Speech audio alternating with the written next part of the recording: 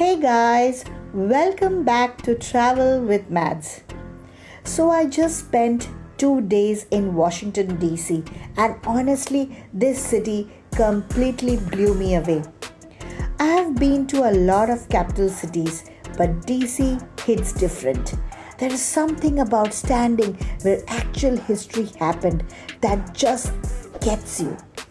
Imagine standing on the exact steps where Martin Luther King gave his I Have a Dream speech.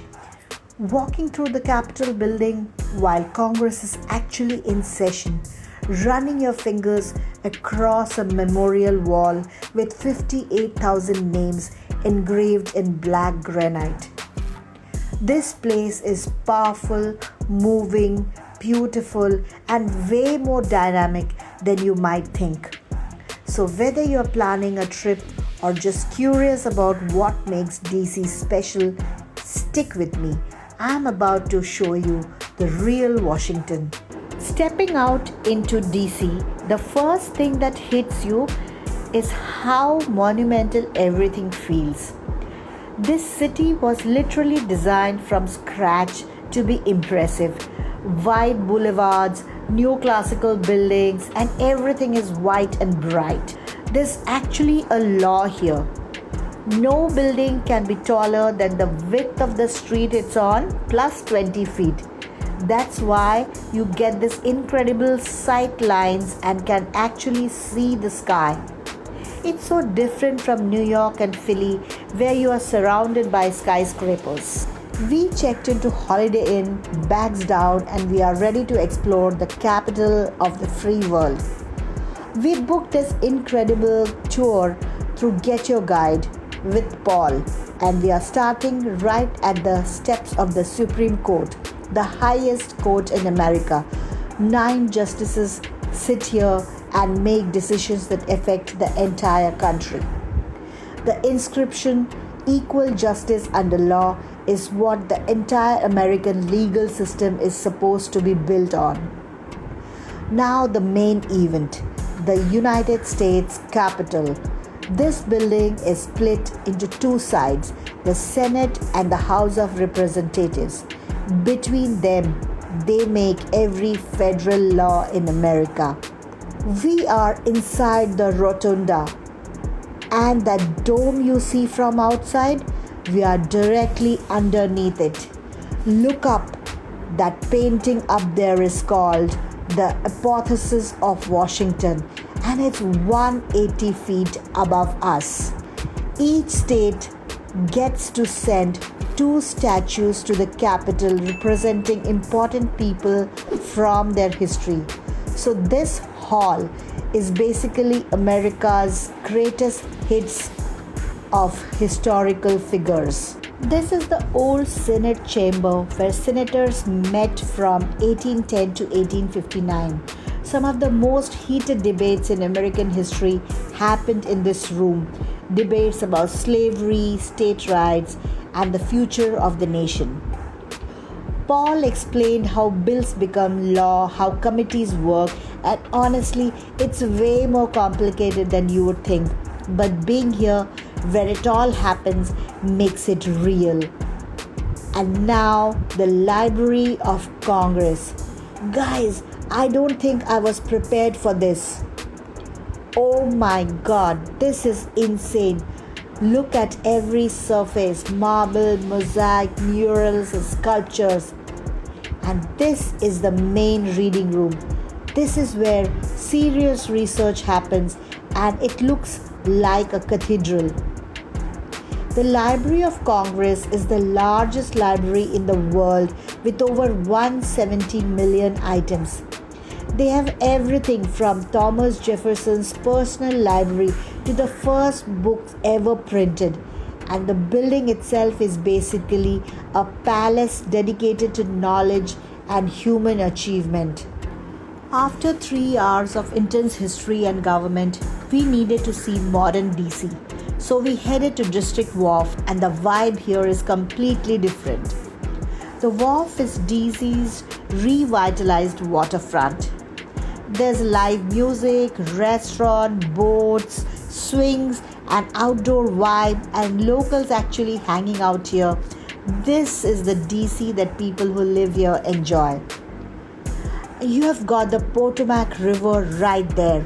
Incredible sunset views, and honestly, it feels like a different city from the monument and the government buildings. And yes, we could try Gordon Ramsay's fish and chips. Why not? When a celebrity chef opens a place, you try it. The Wharf is the proof that DC isn't just museums and monuments. It's a real city with amazing food, culture, and nightlife. Day 2. Quick breakfast at the hotel, and we are starting with the most famous address in America. We are walking through Lafayette Square, which has been the site of protests, celebrations, and gatherings for over 200 years. It's literally the front yard of the White House. So here it is, 1600 Pennsylvania Avenue, the White House, home and office to every US president since John Adams moved in 1800. That's 224 years of history right here. Fun fact, the White House has 132 rooms, 35 bathrooms, and 6 levels. There's a movie theater, a bowling alley, and even a chocolate shop inside. Unfortunately, you can't just drop by. Tours need to be arranged months in advance through your embassy. Right next door is the architectural masterpiece, the Eisenhower Executive Office building. It looks like a French palace, but it's actually where the president has an office and where a lot of White House staff work. Now we are walking the National Mall. This is basically America's front lawn. 2 miles of monuments, memorials, and museums all in one place. The Washington Monument, 555 feet of marble, granite, and history. When it was finished in 1884, it was the tallest structure in the world. You can actually see a slight color change about a third of the way up because of the construction stopped for 25 years during the Civil War. From here, you can see the Capitol building in one direction and the Lincoln Memorial in the other. This is the axis that the whole city is built around. This walk to the Lincoln Memorial is about a mile and a half, but honestly, with these views, it doesn't feel long at all. We are passing the World War II Memorial, 56 pillars representing every US state and territory during the war. Over 16 million Americans served in World War II and more than 4 lakh died. This memorial honors them all. Abraham Lincoln, the 16th president who held the country together during the Civil War and ended slavery with the Emancipation Proclamation and the 13th Amendment. On these walls are his most famous speeches. Standing here, reading his words about unity and equality, it hits different than reading them in a textbook. Just down from the Lincoln Memorial is one of the most powerful memorials in DC, the Vietnam Veteran Memorial. This black granite wall has 58,320 names, every American who died or went missing in the Vietnam War. Our guide explained that the reflective surface is intentional. As you read the names, you see your own reflection connecting with the past and the present, the dead with the living. People come here to find names of the fathers, brothers, friends. Some leave letters, photos, tags. It's incredibly moving to be here and witness this. Nearby is the Korean War Memorial with these haunting stainless steel statues of soldiers on patrol. 19 figures representing all branch of the military. And finally, the Martin Luther King Jr. Memorial.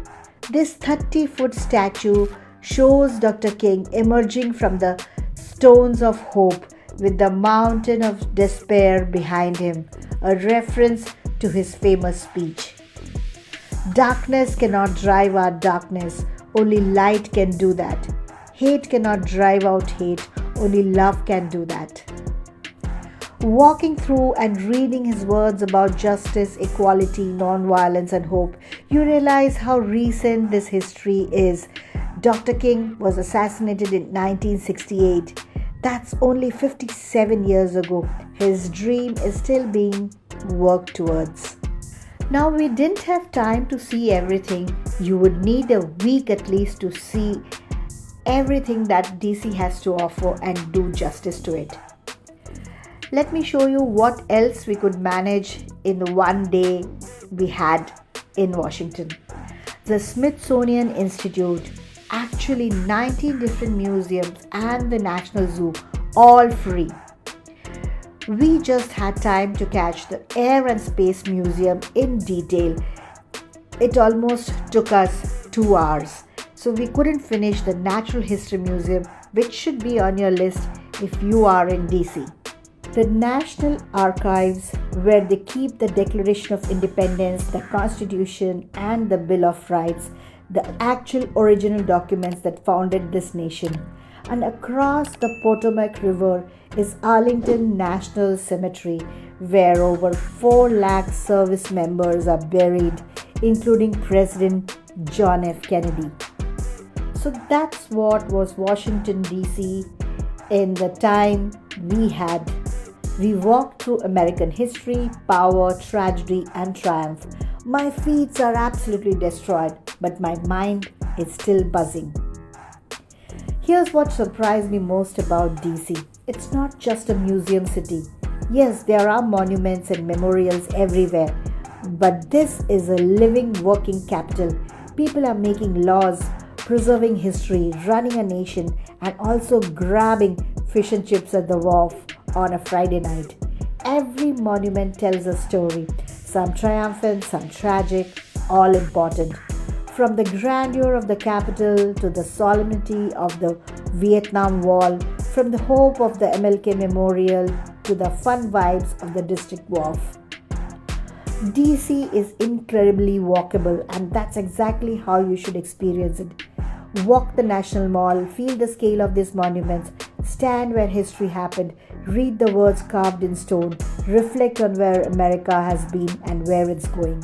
If you're planning a trip to DC, wear the most comfortable shoes you own, book your tour way in advance, give yourself at least 3 days, and don't try to see everything. You will burn out. Pick your top sites, take your time, and let the history sink in. The city was designed to inspire and impress, and honestly, it works. Thank you so much for watching this DC adventure with me on Travel with Mads.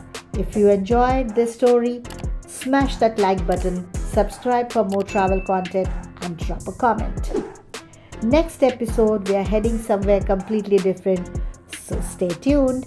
Until then, keep exploring, stay curious, and I'll see you in the next one. Bye bye.